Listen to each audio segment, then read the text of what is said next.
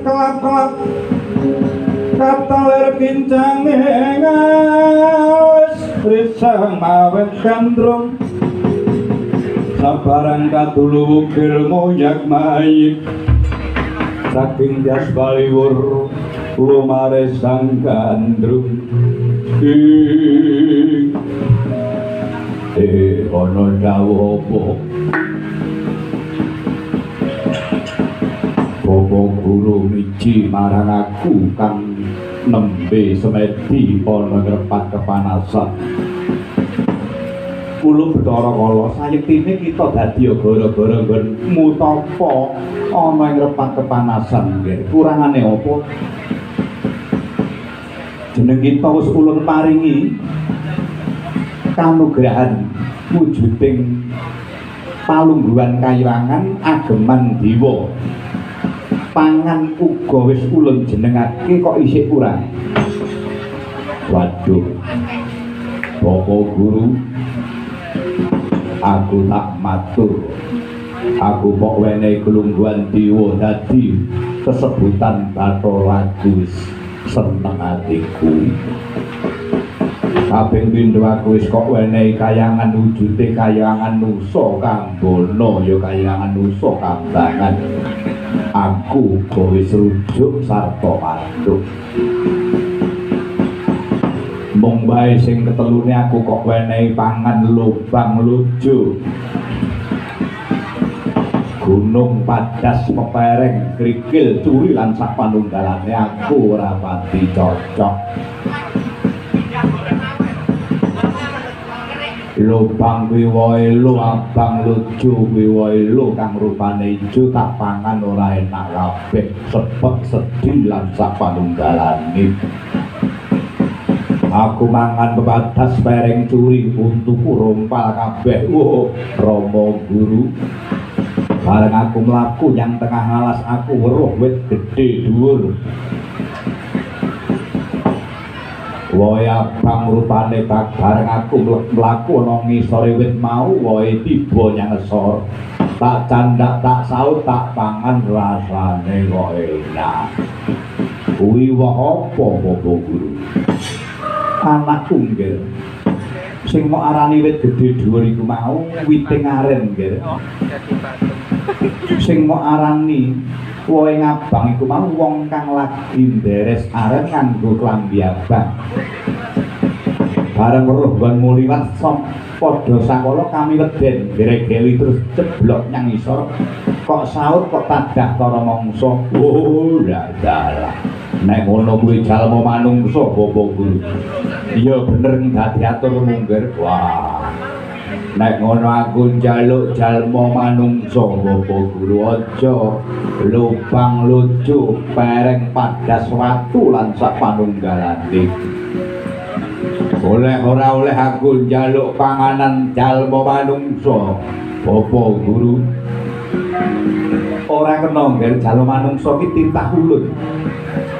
Ulun jumeneng dewa iku ngratoni sawenehing jalma manungsa. Kowe ora kena mangsa marang sawenehing jalma manungsa. Oleh tak mangsa ora oleh tak mangsa. Yen ora oleh tak mangsa, bapakku bakal tak pangan dhewe. Iya toh, Bathara Kala. Tak upamakno anak olah bapa keperadah, anak kang duwe karep wong tuwa kang bisa minangkani. Ulu yen kita pengen nyuwun pangan jalma manungsa kena ning jalma manungsa kang sifat sukerta. Jalma manungsa kang sukerta kuwi piye? Suker tegese reget. Ing kene dudu regeting awak nanging regeting urip nggih. Regeting urip Bapak Guru. Iya. Slire piye? Manungsa kang lair mongko ora duwe tunggal, mung siji, ora duwe sedulur kang diarani ontang anting kebanting manungsa kang lair tunggale akeh sing urip mung siji kuwi ontang anting tunggake ngaren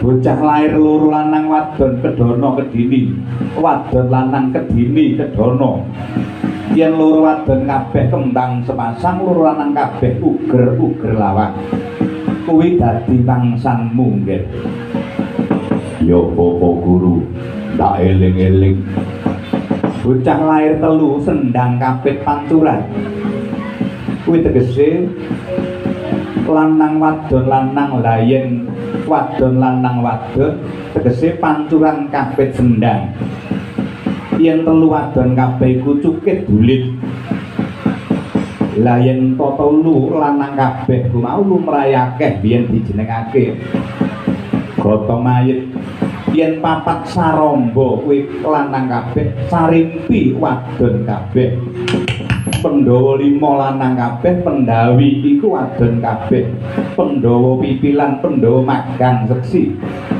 yen wis lair 6 cacahe ora kena kok mangsa sabab kuwi wis luar saka wong kang sukerta bocah lair sedina bareng cacahe loro kembar utawa dampit kuwi dadi tanganira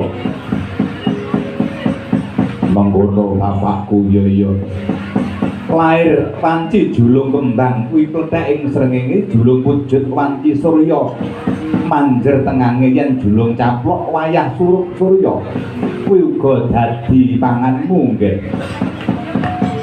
wah mengkono iya bocah dangkal tegese wong lanang